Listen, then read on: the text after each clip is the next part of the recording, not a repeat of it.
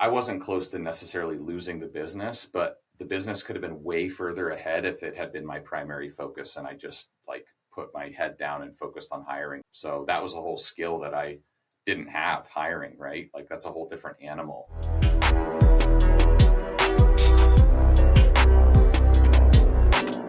We're here today, guys, with Ryan Weimer out of Boise, Idaho. Well, at least that's where you invest. I actually don't know if that's where you live anymore. But dude, I'm super excited to have you on the show. So back when Dan and I were getting started, you were kind of like one of the first people that I saw from a distance that I actually knew of because I was working for a hard money company that you get a lot of loans from us.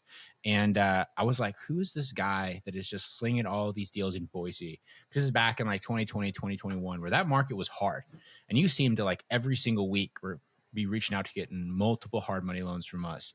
And so, dude, I guess before we kind of go into the backstory and kind of all you've done, give us a little bit of a breakdown about what exactly your business looks like right now and what exactly it is that you do. Yeah, absolutely. So fast forward now, we actually just set a record. We did 44 contracts signed in Q1 of 2024.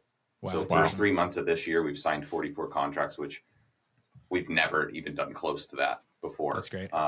So fast forward now, we have 16 team members. We have about half of those are VAs that we have in-house. And then we have 3 lead managers, 3 acquisitions. I have a COO who's the main integrator and then like a junior integrator underneath him. So yeah, that's what the org looks like today. Man, we are missing out on so many deals though. And we can talk about that because like every single week we're diving into our CRM and looking at how much we suck. Yeah. And I think it's like a healthy combination of holy crap, we're kicking ass, but look at how many deals we've lost to other investors, to other people. So yeah. That's awesome. Our businesses are actually super similar, like in scale and size, because I think we have 14 team members and we did 42 for Q1. And nice. So we're like very parallel. That's funny. 2 LMs, 4 AMs. Like we're just like, we got this TC, we got a good episode. Yeah. Very cool. Nice. So obviously you scaled a ton since I first saw you come on the scene in 2020. What did things look like before that? And I guess, did you come from a real estate background or was this kind of like a newer thing for you? I was a mechanical engineer. So I graduated college. I got a high paying oil and gas job as an engineer. I was living in downtown Denver. I had it made. And then I got laid off and I had to like rediscover myself. I cold turkey moved out to San Diego because that's what young single guys do. And when they don't have a plan or know who they are and they try to figure themselves out. Yeah. Got another engineering job and I was traveling all over the world. Like it was a sweet gig. I went to Asia a bunch. I went to Europe a bunch, all over the US.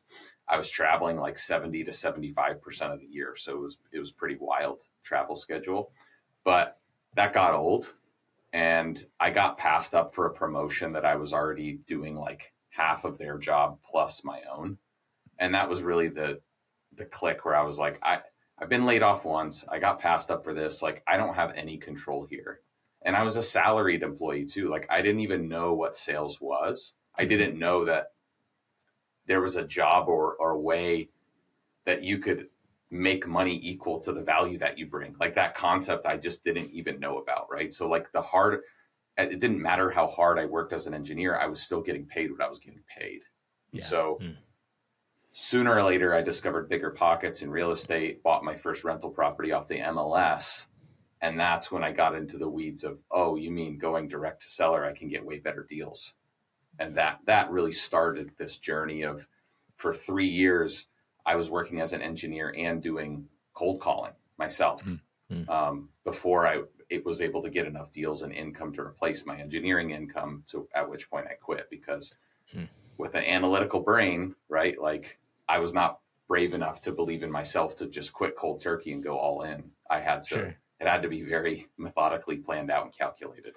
Yeah. Wow. That's funny. Yeah. And it's amazing how regularly we see that like transition, like the engineering to real estate. I would say so often that's probably like the most common recurring sort of like career change that we see of people that become successful real estate investors. But very rarely do we see people that go and do that by cold calling themselves, because you don't normally come with like the salesmanship. And you said you didn't even have that as a background, right? And like that is a very, very brutal process. Yeah. So were you just like taking your licks, or like did you like get training, or like what was that? I'm assuming you just got your ass chewed for like a few months at the start of that. Yeah. So really what it was like, and this is what I tell people starting out, or people that, because I do some private one-on-one coaching and small group coaching too, is it's like, number one, it's either got to be money or time to get good deals, right? Like you can pay to have inbound leads come in that are super motivated. You don't need to be the most skilled person. It definitely helps, but you can close deals that way. But like for me, like I was living in San Diego, which was expensive.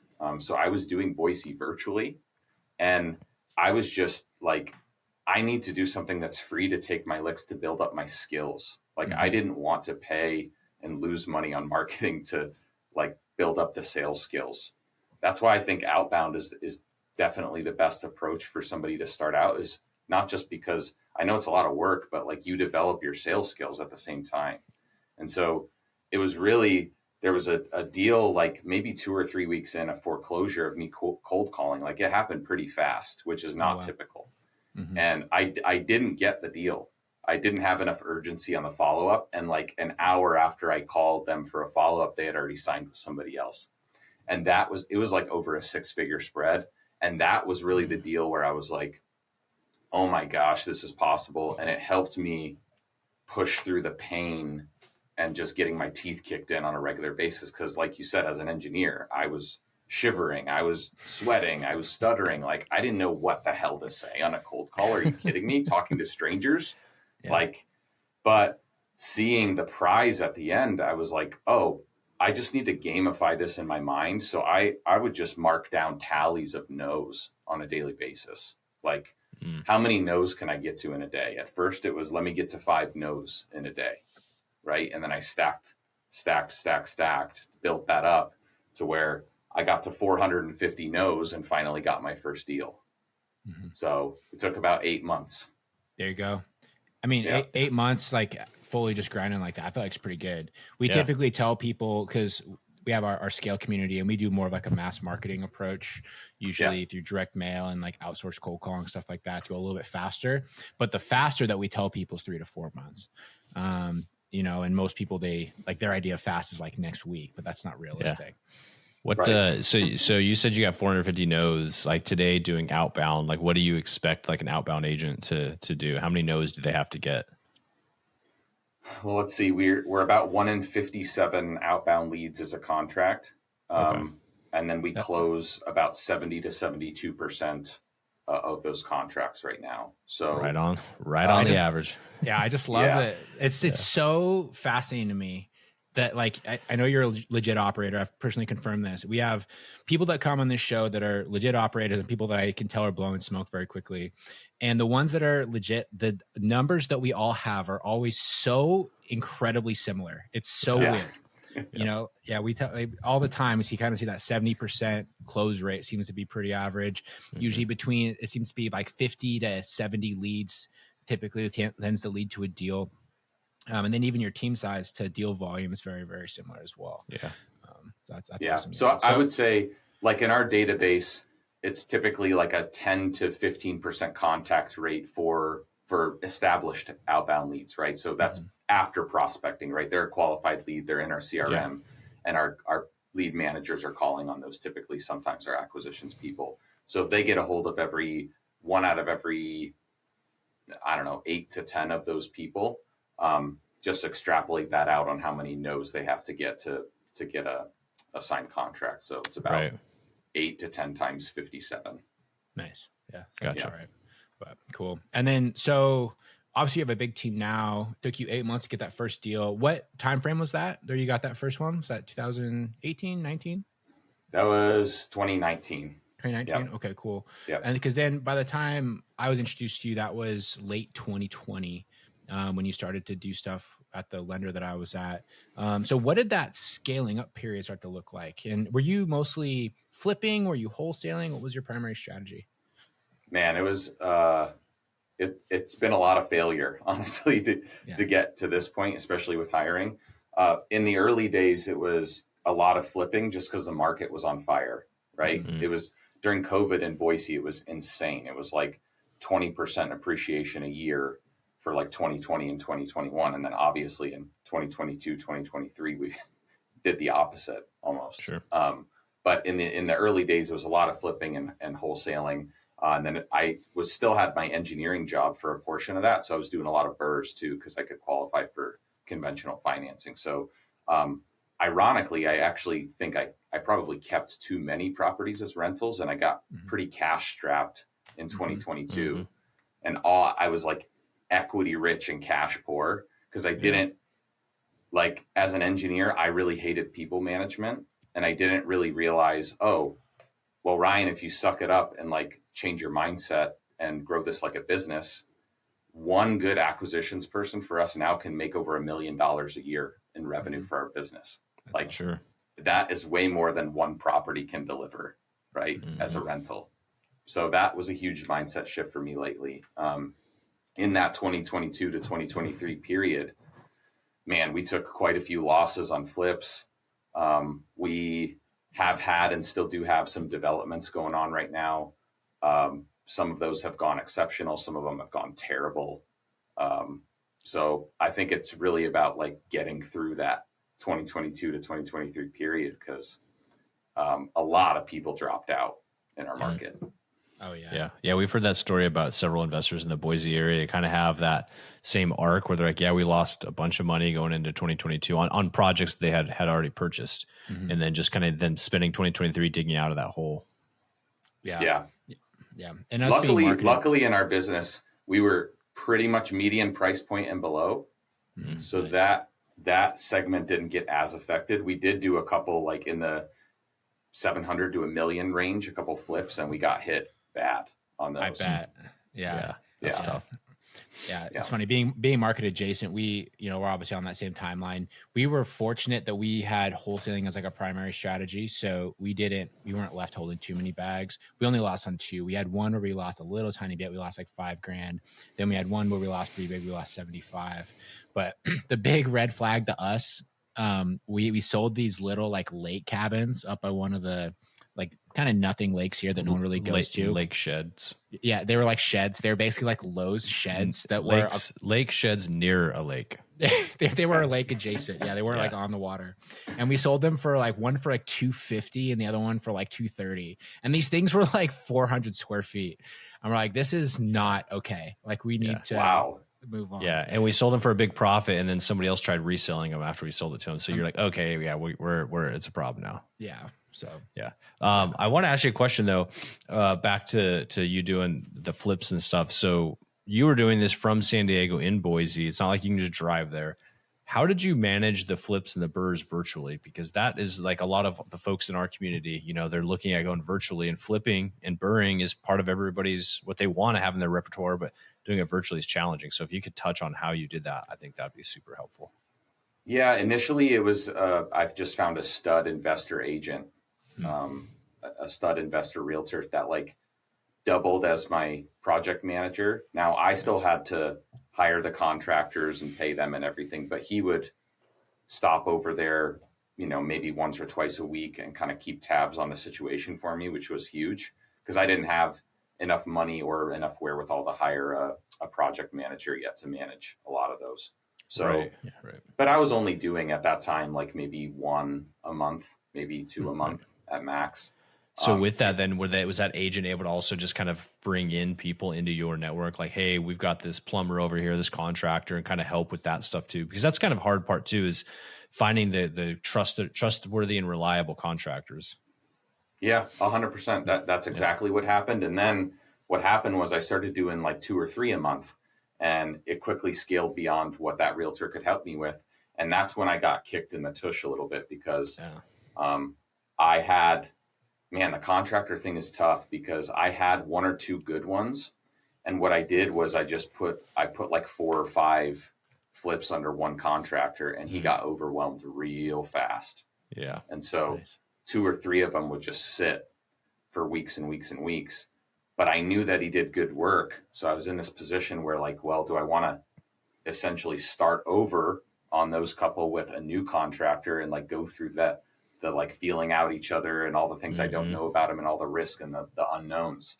That's something that a lot of people don't really think about, right? Is like your contractor bench has to be deep if you're going to take this on. It really does. Yeah, that's a great point. And to speak to that, and I would just like to hear your opinion is when you were stacking up flips and essentially building up flip inventory, were you doing that because you wanted to keep your contractors going, or were you doing that because you were afraid to turn down opportunity? Yeah, the latter. The latter. Like, I was the guy that, why would I wholesale this and make 30K when I can flip it and make 90? Sure. And what I didn't realize is as soon as one or two of your timelines get pushed, all of a sudden now you're just in a massive cash crunch. And it's like, oh, that's why people take the quick buck sometimes. I was but it was hard, man. Like in that COVID time, properties were sent, like we were getting 10 offers first weekend all over asking, right? And so like anything that I possibly could, I wanted to keep as a rental to avoid paying taxes. And then, or I wanted to flip. And so like, it's easy for me in hindsight to say, oh, I should have wholesaled more. But man, at that time, it was like, it was almost dumb not to take possession. Yeah. Back then really was just like such an exception to that rule. And people that kind of came up through that period, you either realized that it was insane or you no longer exist, right? Because if you're still expecting that sort of outcome, it's just not realistic. But man, when I was at that hard money company, we had people whose loans would be defaulting. Like they're like, hey, your loan's getting called due. And they're like, foreclose on me. It's going to take you 6 months. And my property's going up 10% every month right now. Yeah. They're like, that is way more than all your penalties and fees are. So I'm just going to eat it and I'll pay you off when it's done. Yeah, exactly. It was insane. Yeah.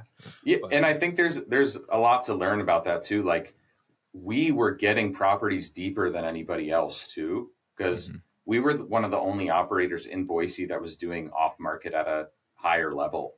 Because back then people like I knew flippers in that environment that were still buying quite a few deals off the MLS and flipping them and doing well.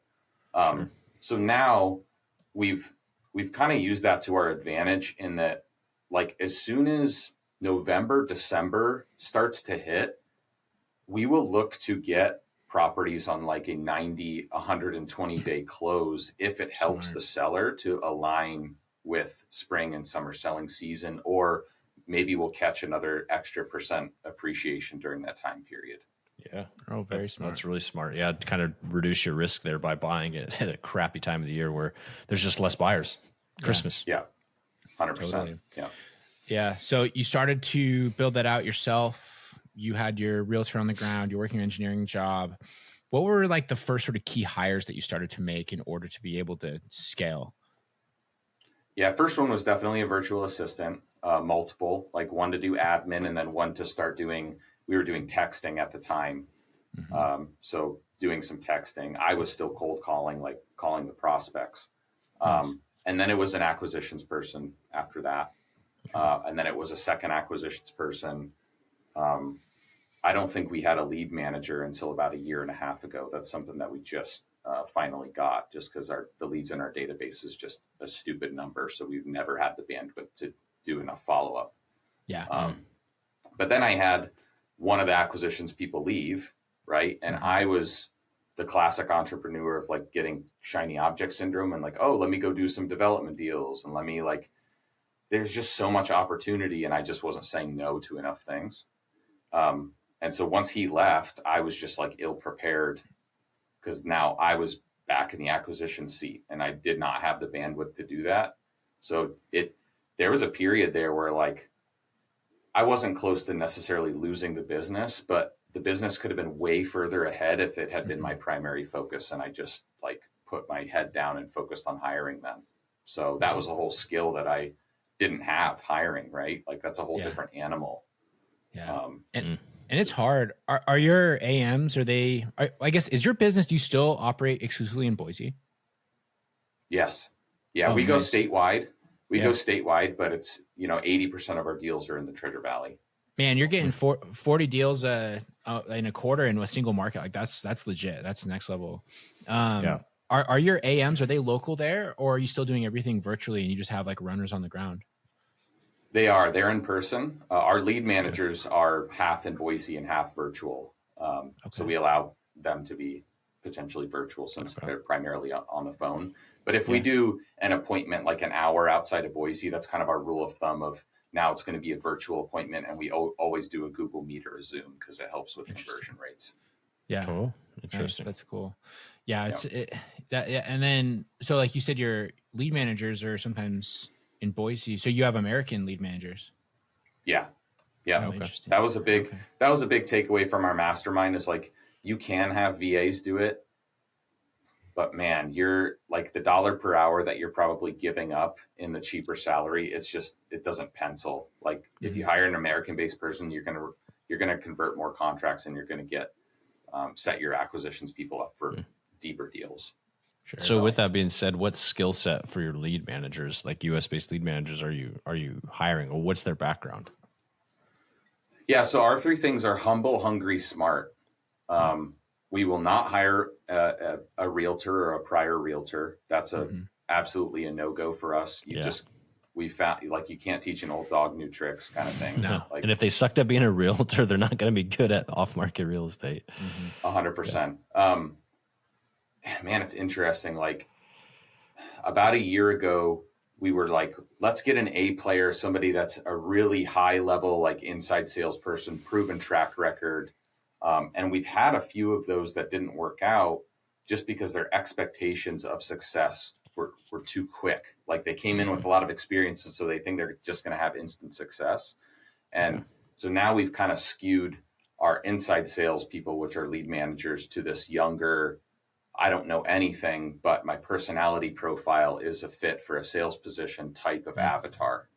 And then our outside sales, our acquisitions people are more of this like tenured type of salesperson. Maybe they're in car sales. Maybe they've sold solar is one of our favorite crossovers, right? Nice. If they've been knocking doors and had success at that, like this is an easy job for them. Yeah, absolutely. Cool. And so you built that up, you had it all virtual. What was, I would say, like you got through that big hiccup in 2022, 2023. What was that like with the team? I mean, because they obviously see that. And I guess on that same note, how do you pay all these guys? Because you're doing mostly flips.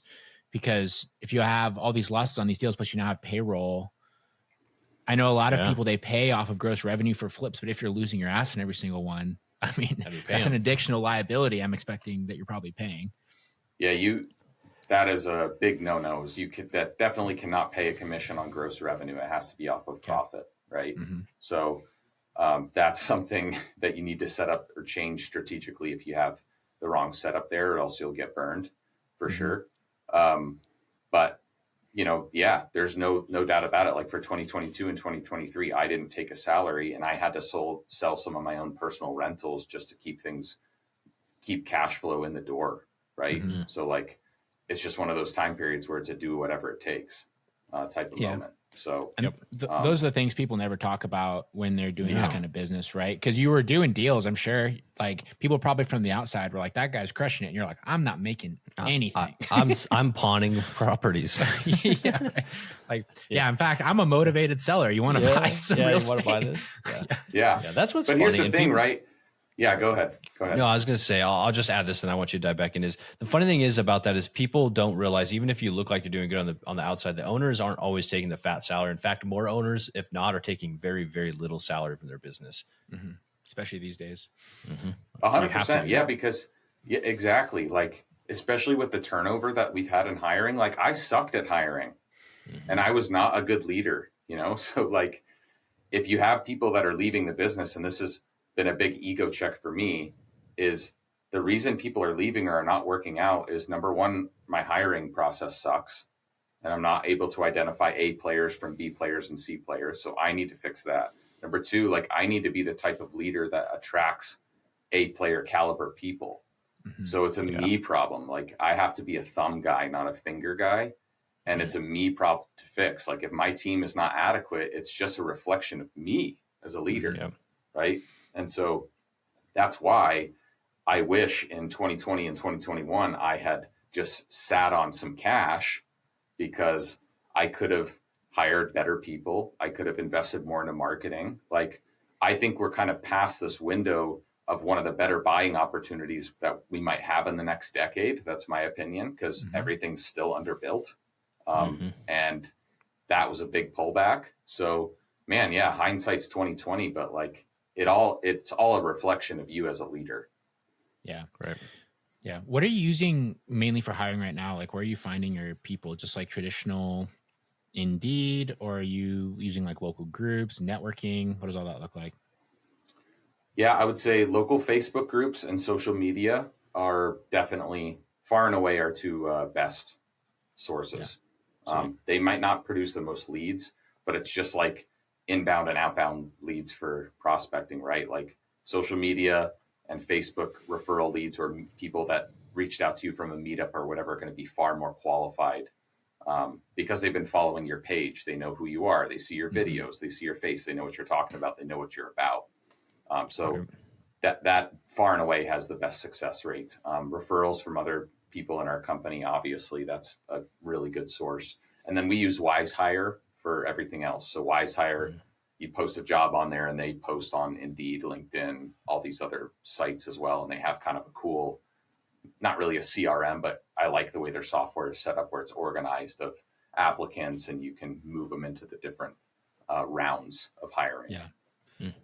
Yeah, it's not being understated, the value of like that personal brand and that reputation, right? Like, honestly, even for us having the podcast now for 2.5 years, the quality of applicants that we get are just higher, because people can go and like research you. Even if they haven't heard about you, they can go and see like a ton of content material. They can see who they're going to be coming to work with. And that goes a really long way, as opposed to working with like, the FCY home buyers, like random company, right? That, Yes, exactly. That you've never heard of before. No, that's awesome. So one other thing is these 40, you said 44 deals you done in Q1. How many of those are going to be flips versus wholesale versus rentals versus whatever else random stuff people are doing these days?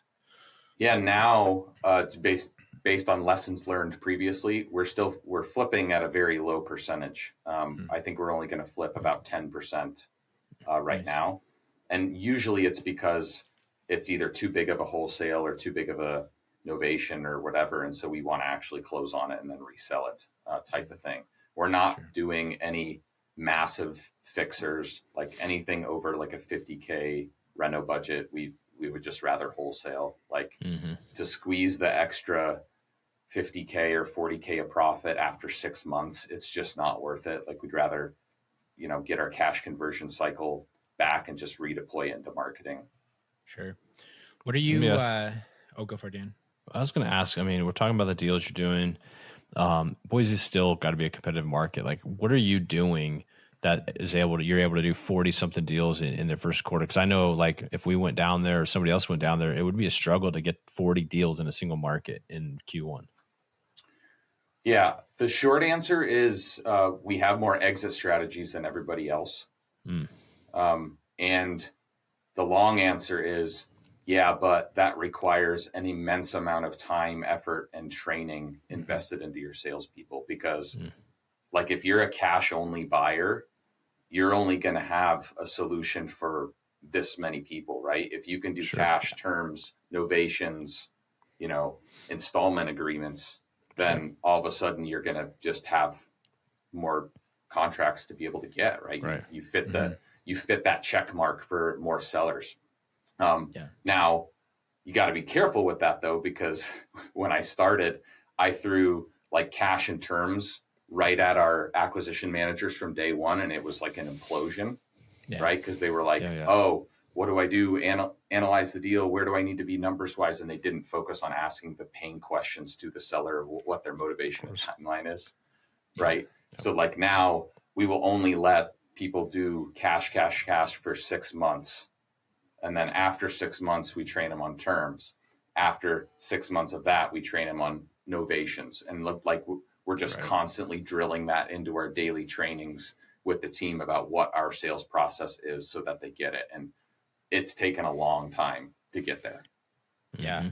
Yeah, and that's such an unintended consequence too of people that are like building this team. They haven't experienced that yet, is because people naturally pursue the path of least resistance. So they go and they do Yeah. a cash offer, and the person's like, "No, I'm not going to do that." With like, "Well, would you want to sell it to us on terms?" No. Oh, well, I'm going to refer you to a realtor. Can I do that instead? And they just start like grasping for any way to get the deal done.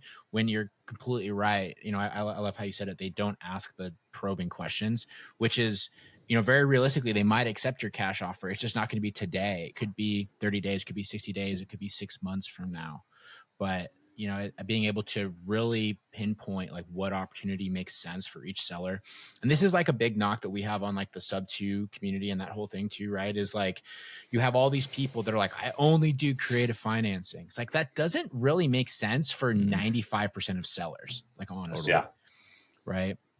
Yeah, I think there's a danger too, if at least we experienced this firsthand and our people did.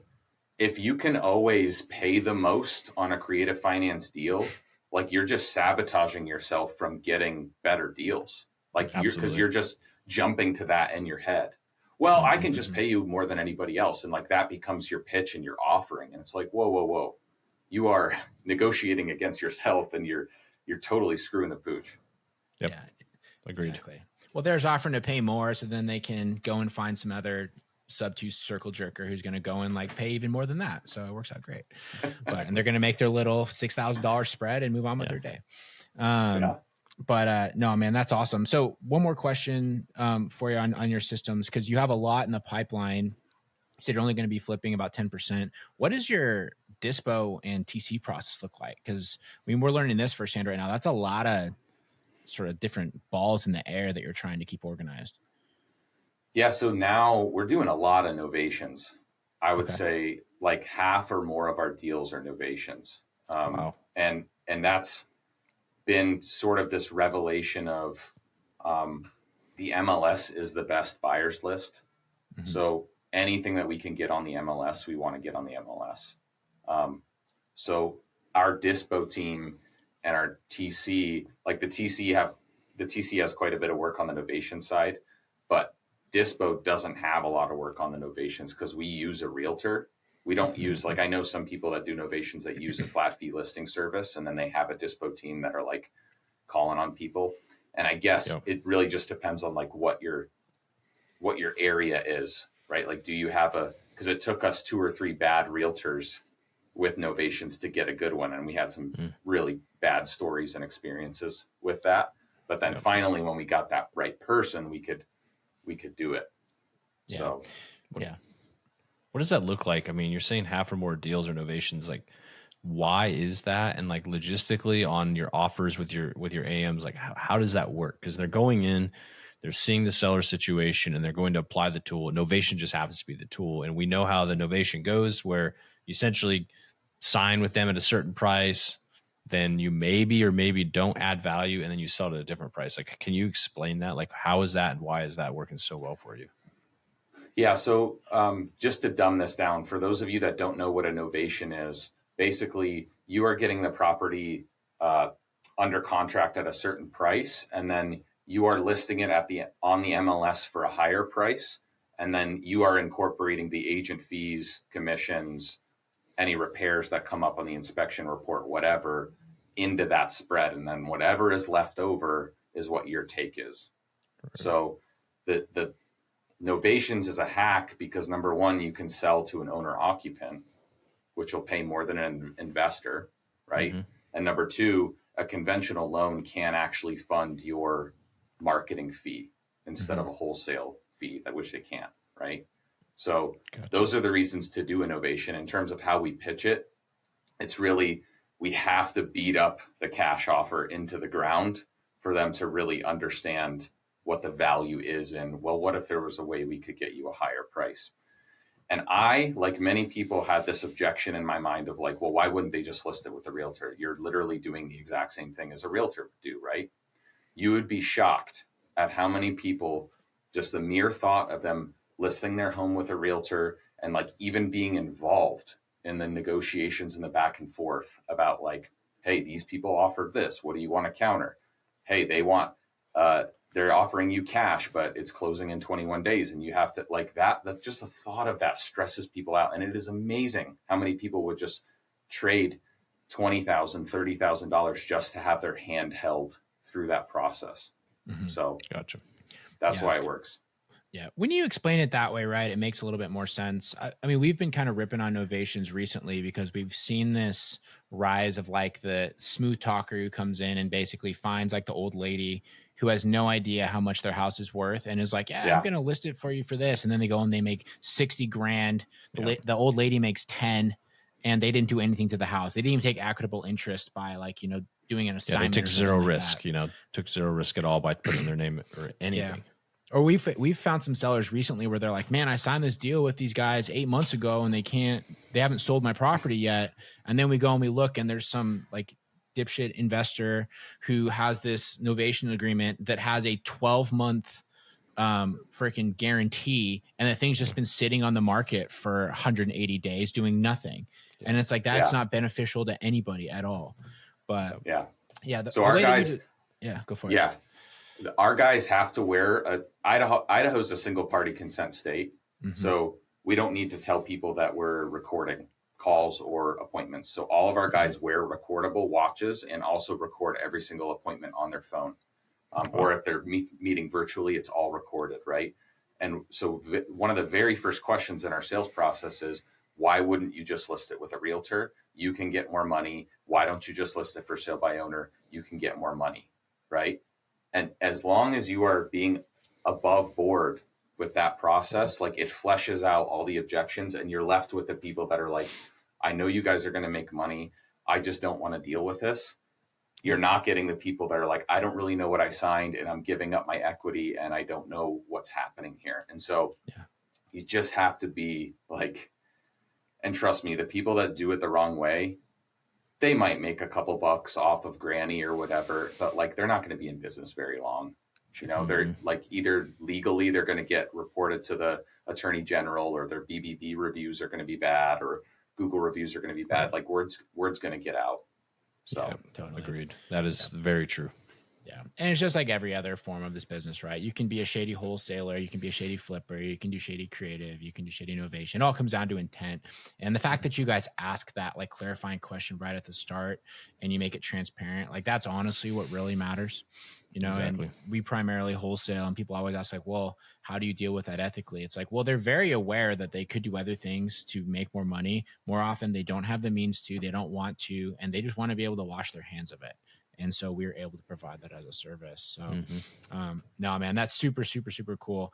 And it's really awesome to see how you've grown in, a pretty like quick timeline as well, especially the ups and downs in like that one market. I don't know very many people that could have survived Boise, especially with the volume that you were doing and having that big sort of like, I don't want to say downfall, the big hiccup speed bump. Yeah. Right. And I think too, a large part of this, if I remember right, didn't you live overseas for a while too, while you were still managing your business? Yeah, I'm still in London, England right now. Yeah. So, right now. Oh, cool. Yeah. Thanks for hopping on with us at 9:00 at night. For you over there. Yeah. So this is, I think, a good thing to talk about, right? Is it's like, what are you willing to do? Yeah. To build this and grow this to where you want to be, to have the life that you want, right? So me and my wife, we moved over to London. She got an opportunity here, so we're on a visa. But like, that is what's important to us in our life, is seeing and experiencing new things, and travel is a big one of them. So part of that sacrifice is when we moved over here in 2022, did not anticipate the bottom to fall out for the real estate market for a couple of years, right? And so you have this grand vision of like, ooh, it's going to be great, and I'm going to be working 3 nights a week late, but the other 4 days I'm just going to be, sipping cappuccinos in a park in London, right? It's not how it worked out. So the last few years I've been working well late into the evenings every single night because it's just what it takes, right? Yeah. Nice, man. That's super cool. And if you want to like see Europe, especially, there's not many better places to do it than the UK, because it's a short stopover from everywhere. They speak the language. It's a relatively easy place to live. That's super, super awesome. But Cool, man. Well, really, really awesome stuff in this episode. I really appreciate all you've shared. We're going to dive into our end of show questions here to round out this episode. So the first question, and don't worry, they're not too crazy. I'm not going to ask you for like your favorite inspirational quote or historical figure or something that you should have researched. But what is your craziest real estate investing story? And just think of like the first one that comes to mind, right? And this can be a big win, it can be a big loss, it can be a crazy tenant. We've had people talk about like how they've had, people have brothels in their properties, or they've had like, crazy contractors doing wacky stuff. Just the craziest real estate investing story you have. Oh man, I have so many. That like there's very few things that I haven't seen. Yeah, I bet. So we bought an 8-unit property that we still own. Me and one of my buddies from college, who's actually my COO right now, Corey Miller, we own it 50-50. And this area is like C class. It's not D class. It's not a war zone. Okay. But it's C class. Like it's blue collar people and everything. And it was a heavy fixer. We got it on a slam and a deal, seller finance, and tired landlord, right? Like we had to essentially evict every single tenant that was living in there. Now, when we are remodeling one of the units during this term, there's a trap door like cut into the floor, like with a bandsaw, like not like a hatch that you open up into the crawl space. Like somebody literally took a bandsaw into like the middle of the living room, into the hardwood floor, and like cut a rectangle. And the contractor's like pulls up the rug, and there it is. And we're like, okay, what is this? Like, is this a horror film? Right. Yeah. So he goes down there and he shines a light, and there's these mounds of dirt, and then like Care Bears and stuffed animals around these big mounds of dirt in the crawl space. Wow. And he's like, okay, this just got like 10 out of 10 creepy, right? So calls our property manager. They call the police. The police comes because these are like mounds of dirt, right? Like it looks like somebody like dead bodies. Yes, be buried down there, right? And so so the police comes in and they like dig them up, and they're like, hey, we found cat bones. Don't worry about it. It's dead cats, right? But in that same unit, they ripped out part of the drywall, and there was a mound of used tampons into the wall that someone had been stuffing into the wall. Like all these things in the same property. So just that's probably one of the crazier things that we've seen in terms of like what tenants will do, because you got potential dead bodies and then used tampons. It's a weird combination. That's wild shit that he even cut a hole in the floor to just go bury their cats. There's other ways to do it. There's way better ways to do it. Yeah. I'm sure though. I'm sure drugs weren't involved at all. No, not one bit. Yeah, I'm sure all those cats died of. You know what though? Well. I bet you the landlord was not that, or like the previous landlord couldn't have been that upset, because like, think about it, you're not supposed to flush the feminine hygiene products, so they were just being nice, and there was no feminine hygiene garbage cans, so they were just putting them in the wall. Yeah, absolutely. You didn't have to pay for a sewer clean out. Yeah. I mean, and everyone that has C-class properties as well, we've all had this experience of like, you have to go fix something and you walk in, or like even your property manager that calls to tell you about something, and you're just like, I don't even want to know. Like, just leave it alone. Yeah. I know they're going to be there for the next 8 years, and I'm just let them do their thing. I'll deal with it in the future. Just cover it up. Yep. That's future me's problem. Yeah. So awesome. Yeah. That's a wild one. That's pretty solid. All right. Second question. What is the number one tip you would give to a small time investor trying to take their business to the next level? For me, that comes back to clarity, right? Like, you don't know. My default answer was yes to everything, like in part because the market was good, but in part because I just wanted to see how much I could handle.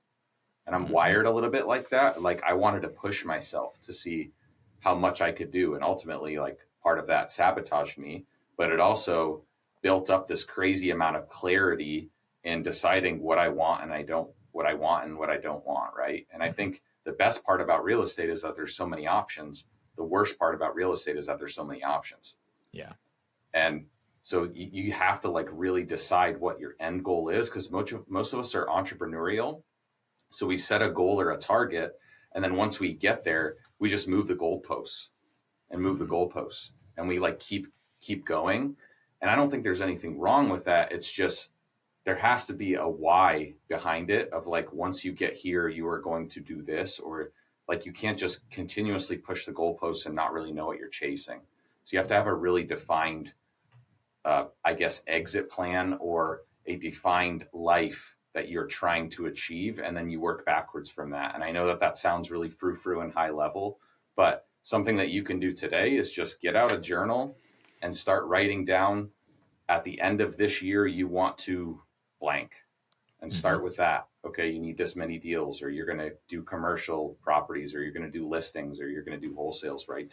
And I think that exercise will bring you a lot of clarity on what you don't want to do. Yeah. I love that endpoint on what you don't want to do. So many people overlook that, right? And they think about, where do I want to be? But you don't have to like do all the stuff out there people say you can do. You can outsource, you can have systems, you can find partners, you can do all sorts of things. And I think that's very, very valuable. It's a great point too. It's like, because sometimes it's hard to find clarity of what you want, but it's a lot easier to write down like, hey, I don't want to do these things. Like I know a lot more things I don't want now than I know of what I want. And so I like that advice, just writing that stuff down. Yeah. And it can even be granular stuff too. Like for me, I do not want to wake up at 5 a.m. I used to wake up at 5 a.m. to go to first shift at Boeing. I did that for 3 freaking years, and I hated every day. And the second that I left, I was like, you know, I'm not doing ever again that 5 a.m. Unless I'm flying somewhere and doing something fun, I do not do that. So, but cool, awesome. Well, Ryan, where can people find you, follow you, and reach out to you? Yeah, so at Real Ryan Weimer on Instagram, and then on YouTube, it's just at Ryan Weimer. We're posting a lot of content on there. Again, just trying to build up the brand to attract more talent into our organization, more private money relationships. And then I do select few private one-on-one coaching and small group coaching as well. So awesome. Nice. Very, very cool. Sweet, guys. Well, go and give Ryan a follow. He produces some good content over there too. And if you can't tell, Ryan's legit, you guys. He is a very, very good operator. And I also want to give Ryan some props as well, because when I DM'd him to come on the show, he hit me back like right away and was super flexible to book things. So he's a nice, responsive guy. If you have any questions for him, I'm sure he would be happy to chat with you. Dude, thanks so much for coming on. We really, really appreciate your time. And thanks for listening, everybody. And we'll talk to you guys next week. Thanks, Ryan.